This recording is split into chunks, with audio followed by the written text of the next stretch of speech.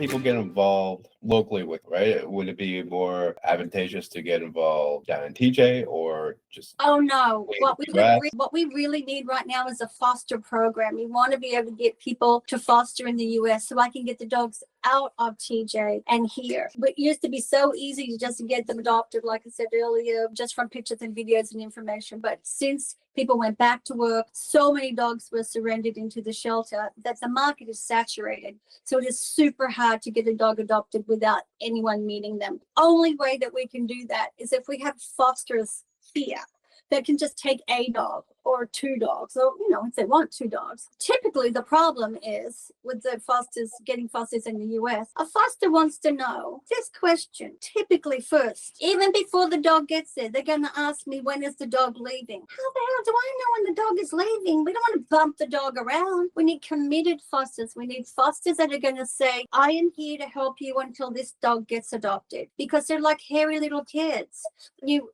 hairy little foster kids. When they get bumped around, their hearts are broken. And then they have to go through the whole process of learning to trust a new foster before they can open up their hearts to meeting a potential home.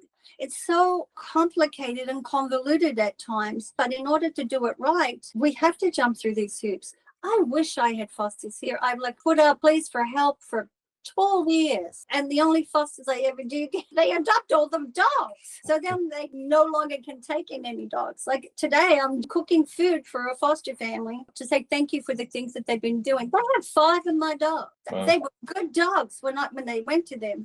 Now they're dreadful dogs, and I've had to be retraining them. But they're so loved and happy. But you either get fosters and want the dog to be gone in a week because they don't get it. They just like the idea of fostering and telling their friends, "Oh, it's great, let's foster." Or you get the fosters that keep every dog that comes in the house because they're heartbroken, they can't let them go. It's hard. We are building out a network of our own people that are interested in fostering to be able to take in information. And I would like to be able to give you some insight to that when you do that, because it is hard in being in rescue. As long as I've been in rescue, I know what people are likely to do. You can't afford to have people that are going to be there for a day or a week. It's great to have emergency placement fosters, and you need special needs fosters. There's a whole range of people, and there are people that want a project, so they don't mind having a dog that might need medication or who needs socializing, that's scared to death of the world and just needs time to open up. Some people enjoy doing those things. So there's a huge array, a big rainbow of people out there that you need to be able to reach. So our part is we'll do the initial form intake, and then you'd be able to search